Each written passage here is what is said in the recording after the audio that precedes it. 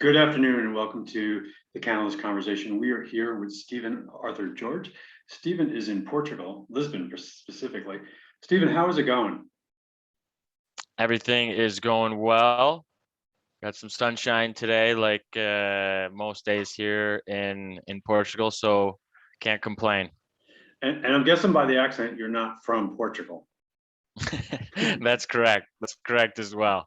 Originally from Michigan in the U.S., but I've been living here in Lisbon. This is my fifth year. At the end of this year will be my fifth full year at the end of the calendar year here. So, I ironically arrived on December 31st of 2016. So it's easy for me to keep track of how long I've been here. But yeah, end of this year will be 5 years in Lisbon. And you came to Lisbon to go to school, is that correct? That's correct. Yep. Originally came for my to get an MBA with I did a program called the Lisbon Mba, which is with the two top business schools here in Portugal, and then also had a partnership with MIT back in Boston as well. So we got to study for a month, did a full month of immersion courses there in Boston with MIT Sloan Business School. So With the hopes that of was picking how I up another started. accent? Right, exactly. I try to stay away from that one. It can get a little Yeah, bit it's too hard. it can get a little bit too tough for other foreigners, right? And then how did you end up, from the MBA going into the cannabis industry? Yeah, so unique story, if you will. But I've been around the cannabis industry for a while. In 2008, Michigan approved medical cannabis, and I was still living in the state at the time. So that was where my first cannabis, more professional experience, we'll call it. And I got into some cultivation, but that's where it all started. But after the MBA in Portugal, I wasn't really clear what I was going to do. I did want to stay around and spend more time in Europe, and at the same time, Tilray was building out a large facility in Cantanhede, which is in the north of Portugal, and I happened to read an article about it and said, hey, that kind of sparked my interest. Okay, something's going on here in the medical cannabis universe in Europe, and let me see what's going on and see if I can get involved. And Tilray obviously is one of the bigger players. So, what is your take on big cannabis?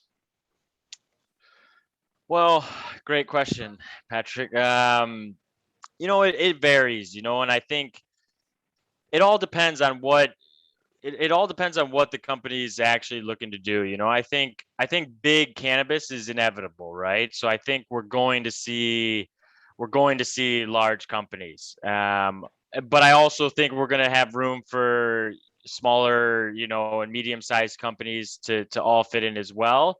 But I think the first thing is, like, we can't we all have to agree more or less, or agree to disagree, that big cannabis will be around. Right now, it's up to the consumers and up to patients and other advocates of the space to help educate and understand what's behind some of these bigger players as well, right? Where, as we've seen from the beginning of this, many of the larger companies, it hasn't been good stories, right? And it hasn't been good headlines, and a lot of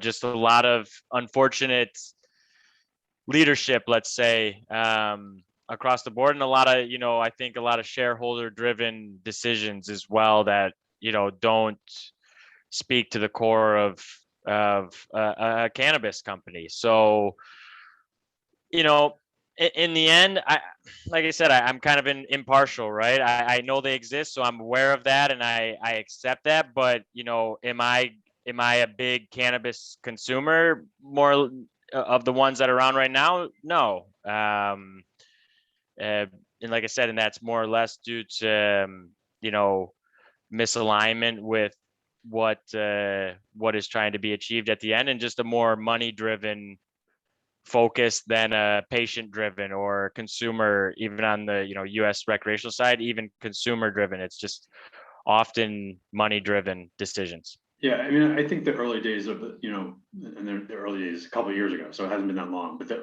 earlier entrance into the European market, this was very opportunistic. So, they were quick to jump on board. They saw that it was a huge market.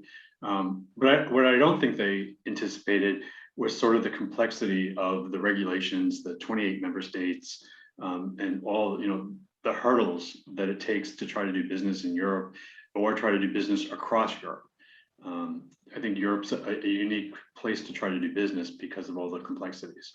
What has been your take of Europe as a as an industry or as a rollout strategy? Yeah, I think you nailed it. I think you nailed it, really. The complexity here in Europe when it comes in, and for most places, it's just a medical industry, right? Where a lot of the first larger companies to come and penetrate into Europe were Canadian, right? Where you had both an adult use regulation and medical regulation. So, and even the medical regulation in Canada being much easier to navigate, let's say, than the regulations here. Yeah, you can in Canada or US, you can get a card. Exactly, right. And that's this whole thing is like, and that's the one thing I really talk about, this whole thing about a card. It's just that here in Europe, the model is just, from what I've seen from any member state who's moved forward, it's like a per prescription type of medicine, right? That's unit based. It's not a card. So I think I think it's a massive opportunity. I think Europe might just have saved medical cannabis by some of these regulations, right? And the way that they're actually putting this forward, because I'm concerned that in the US, however they move forward, that the medical side of this might kind of go to the wayside, if you will. So I think it's a massive opportunity. I just think some of them, as you mentioned, weren't prepared for the complexity, the bureaucracy. It's a little bit slower moving, obviously capital intensive. So all, you bundle all these things together and it just looks quite a bit different than what they may be used to back in the US or in Canada. Yeah, I mean, one of the interesting sort of dilemmas in Europe is there's lots of places where you can grow and cultivate, but you can't sell locally or use locally. So they will allow you to grow it, but then you have to export it in order to do anything with it. Which seems sort of counterintuitive, right? Exactly. And you have places like Portugal here where, you're allowed to cultivate and export for medical purposes, and also there's a pathway to register medical products here. But again, but Portugal, it's a much more difficult process than Germany. It's more bureaucratic. The approval takes longer. So then what happens? Portugal looks like it's becoming it's becoming just a place where companies will cultivate and export out because the regulation isn't favorable, let's say, to want them to do so. And are the politicians not looking to examples from the U.S. like Colorado where clearly cannabis is an economic development opportunity? It's a job creator. It's a revenue base that it can be taxed.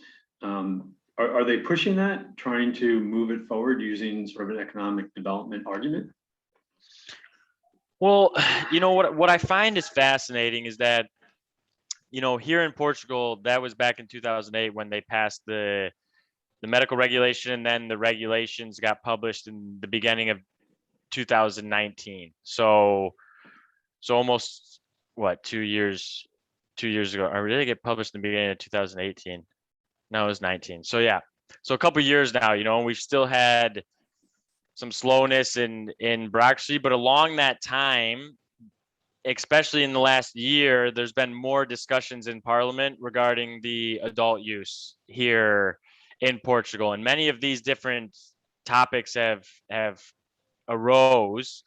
And actually, I believe that we were going to have a new bill introduced here at the end of the year, but then the coalition didn't agree on the budget, so it looks like we'll have another election in the beginning of the year here in Portugal. So things are getting stalled. But to your point, I spoke with one of the members of parliament that's in a party that is more in favor of the adult use. And I asked this exact question, because I actually reached out to just offer support, right? Just to be a soundboard, to help answer any questions, to help them understand better what the US, looks like, being someone that is from the US, but has lived here in Portugal for the last 5 years. And I brought this up about, hey, would it be beneficial for me to arrange a meeting with regulators in Michigan or regulators in another state in the US? And I mean,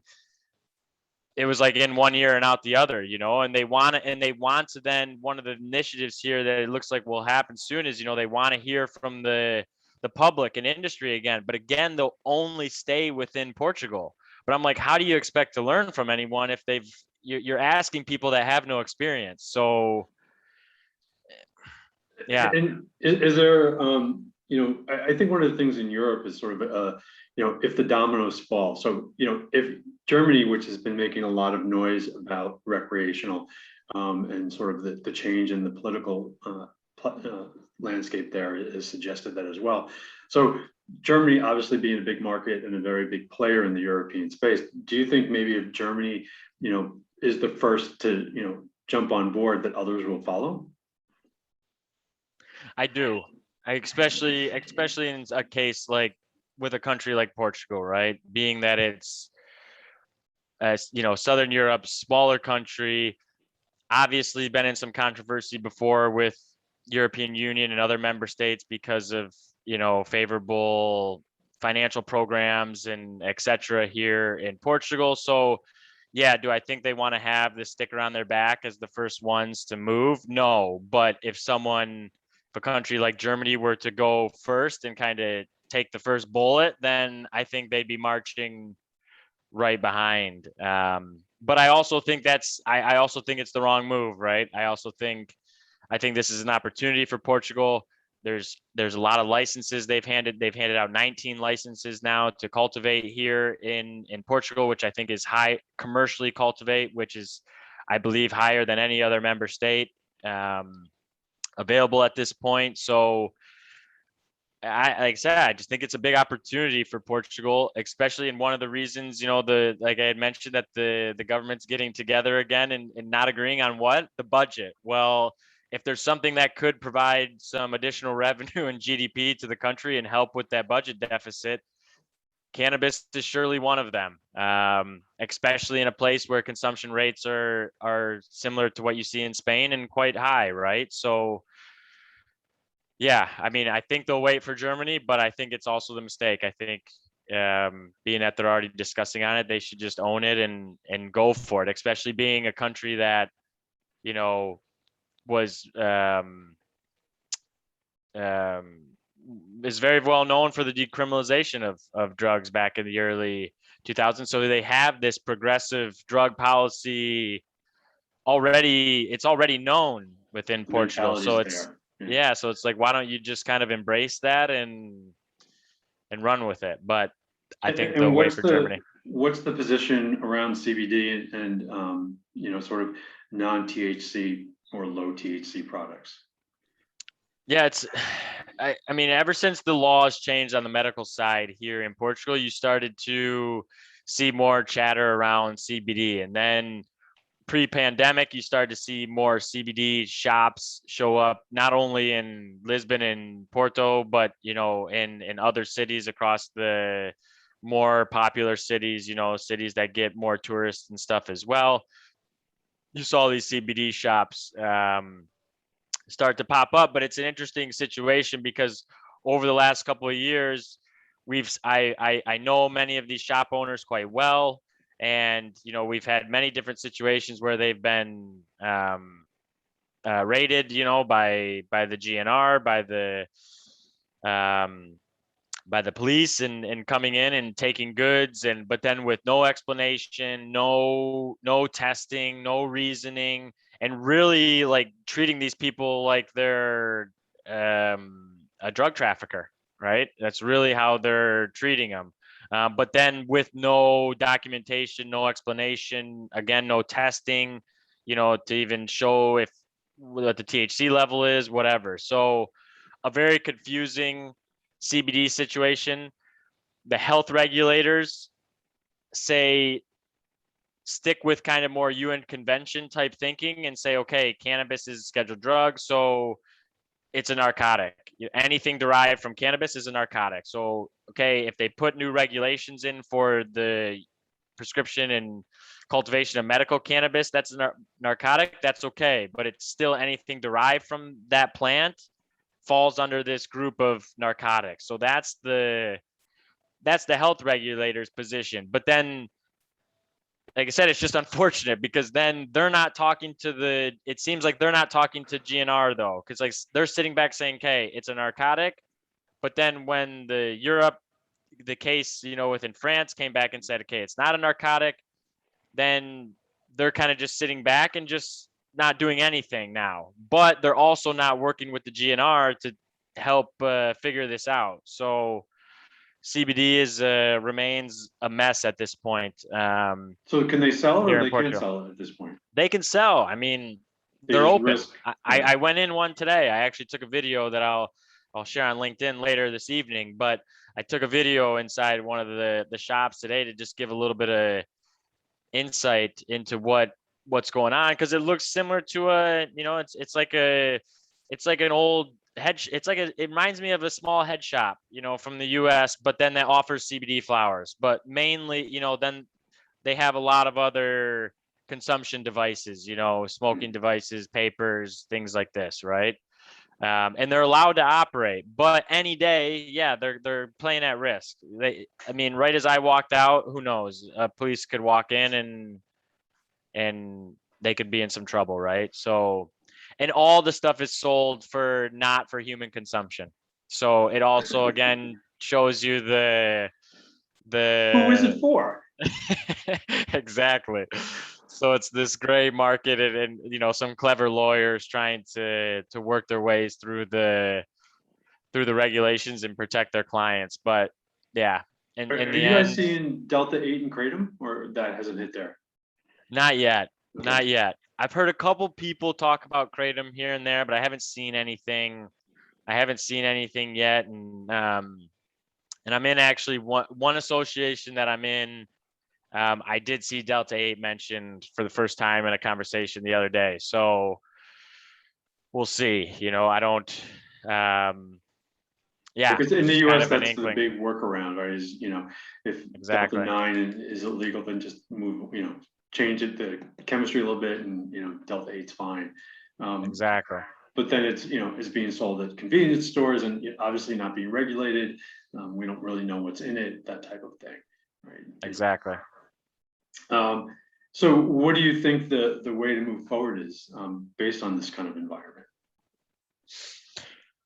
I mean, again, going back to Portugal, like I said, being one of the more progressive countries, I think like I said, I think they need to continue on that journey, right? And I think I think decriminalization is one step, right? It's one step in the right direction that they took, nearly 20 years ago, and had some really strong impact here for some of the hard drug use problems that were prevalent here, especially in Lisbon. And so the program seemed to work very well. But then, like I said, decriminalization seems to be only a step of the way there, because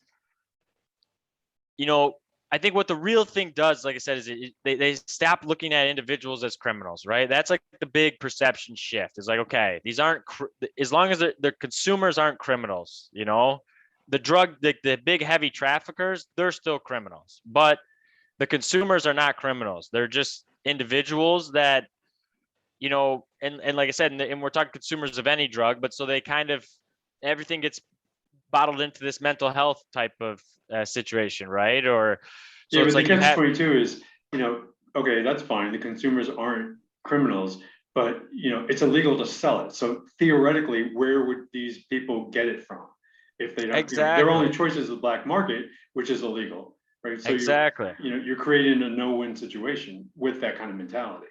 Exactly. And then you're really turning your shoulder to, like I said, it's like, yeah, we understand that these are individuals that we're looking to help more, but part of helping them should also be making sure that the stuff that they are consuming, while, like I said, maybe that's forever, maybe that's a portion of their lifetime while they're working through something, whatever it is, but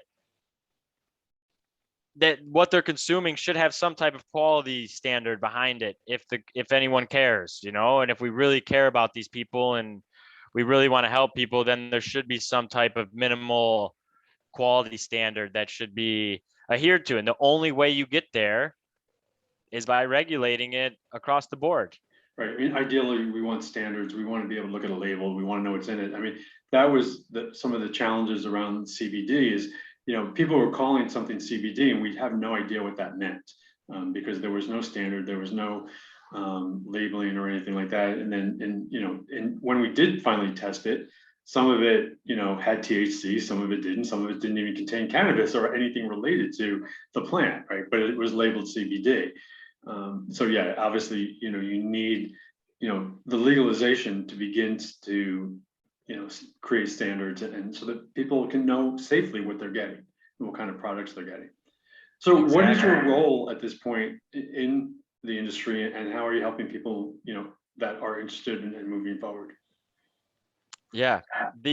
So right now, I left Tilray in the summer of this year, and then I launched my own advisory firm a couple of months back, and the whole idea behind that was kind of what we hit on earlier, is that I noticed that things were moving forward here in Portugal, but as far as also with all the cultivation license, but I also understood that the market, I got a first look at the market when I was working with Tilray, and got to move some of the first cannabis around Europe, and more bulk type cannabis around Europe. And so I got to understand kind of the demand out there and what's going on right in Europe. And I was seeing all these licenses and seeing the sizes of these greenhouses, and I was sitting there just going, this isn't going to work.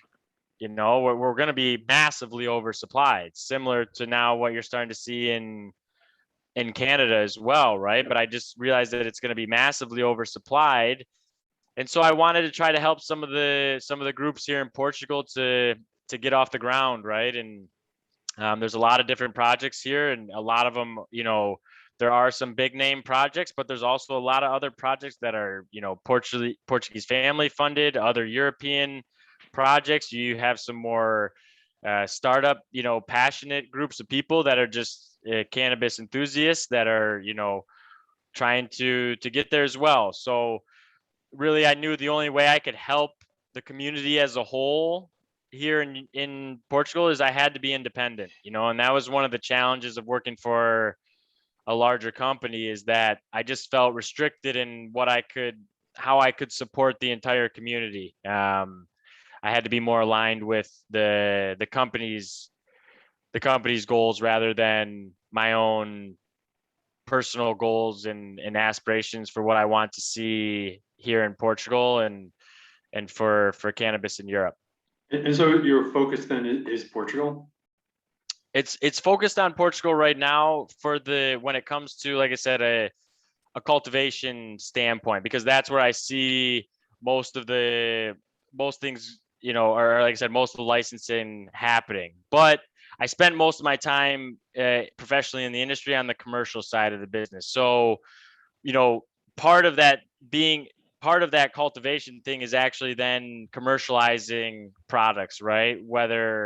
And that could be both on the CBD side or on the medical side of things, and hopefully in the future, on the recreational or adult use side as well. But my main focus on the advisory is commercial strategy. So it's not I speak to the cultivators, but it wasn't to help any of them with building a facility and validations. And that's not what the focus of my firm is. The focus of my firm is on the commercial side and actually helping these companies go to market. But like I said, that expands much farther beyond Portugal as well, because you might have cultivators here, but then, for example, in Germany, we have a lot of distributors, right? And as France comes online, we'll probably see a similar type of model. So a lot of these distributors as well, looking for branding advice, marketing advice, positioning advice, commercial strategy advice. That's where the main focus lies. And so what is your ideal client then? My ideal client is someone that's either just gone to market and is struggling or looking for advice and insights into positioning their project better, or even looking at to alter their commercial strategy because it's just their current one is failing. So looking at a new market segment within this space, or someone that is starting that has not commercially launched yet and is now in the phase of their project where they're starting to prepare for their more commercial strategy and launch into the market. If they haven't already, then I'm looking to jump on board and get them set up for the launch. And is this based on some of the experience that you gained at Tilray, or what are you bringing, to them? Yeah, definitely. Now, a lot of the experience comes from personal experience and being around cannabis for the last 10 plus years, and also in Michigan, starting back from 2008 with the medical regulations there. So, my 10 plus years of just personal knowledge and personal experience with the plant and speaking with consumers. But then on top of that, also, yes, the professional experience with Tilray, being one of the first movers in the European market. I got to see a lot of things that other individuals just haven't got to see yet. And I even feel I got to help set the foundation, if you will, for the market here in Europe, while working with Tilray. And yeah, over the 3 years, a lot of experience and knowledge and stories to share to help new companies navigate a bit smoother, let's say. And we're starting to see the events come back. So do you think the events will come back the way they were? Like we just, in the US, we had Canada. MJ Biz. Thank you. Yep. With 10,000 people, we're starting to see events come back. Do you think that, that platform will revive, or do you think there's now a hybrid model because of, what we've all gone through? No, I think it'll revive, because I even think just this week or over the weekend was Cannabis Europa in London, right back on board. And I don't know how. I think it was a bit of a hybrid model, and I mean, I guess, Patrick, I think you see more of the hybrid in the future, only because of the fact that I think people just realize, like, hey, we can reach more people by also making, a digital stream and charging for that, but it's more affordable, whatever. I think it's just some people, the reality is like you want to go to an event, but you can't get there, right? I mean, based on your location. So I do think we'll see a hybrid, but I do think in person is back for sure. I was at Web Summit, was here in Lisbon the other week. I mean, there's 40,000 people that were at Web Summit here in Portugal. And like I said, there's an energy, there's a buzz when you get in those events. I mean, yeah, some events are trash and not worth going to at all, I'm sure. And especially in a new, exciting industry, I think you have to be very careful with what you actually decide to pay for and attend. But yeah, I think they're back, and I think 2022 we'll see a lot more of that, and the event should start to get a little bit more exciting in Europe here as well, with more with more players in the industry that are actually operating and not just selling an idea or a business plan. So. And do you think that like what we've seen so far in Europe is outside players, particularly Canadians, coming in and dominating? Do you think that will continue, or do you think that Europe will realize they should do it themselves? I think Europe's already realizing that they should do it themselves. From the experience with with even Germany, you know, and even Germany now bringing on allowing for some own cultivation in country. Yeah, I just think it just doesn't make sense. I mean, yeah, I mean, I guess we could go down this one for a while, but you know, where's the best cannabis produced? People will go back and forth on this stuff all the time, but I know, I know there's good cannabis being produced here in Europe. I know there's good growers here. I know there's people that have as much, if not more knowledge than some individuals back in the States as well. Now, Yeah, and we maybe have places like Portugal, Spain, where the weather is conducive to it as well, right? exactly. So I mean, I think yeah, it makes sense. And I mean, I really think, like you said, Portugal always, you know, everyone wants to.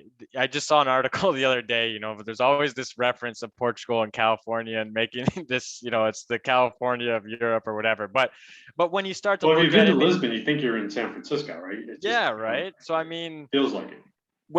but if you look at it, then you realize, like, man, I mean, there's plenty of land here. I mean, even though Portugal's small, but there's plenty of enough cultivation area to produce more than enough cannabis. Then, you know, with Spain next door, which has, as you know, more than enough agriculture and space as well. And I know both these countries are trying to develop these areas as well, right? So I know Yeah, there's I a mean, the lot of biggest funding. challenge in Spain, particularly in the agricultural, sector, is um, they have no one to come in and harvest.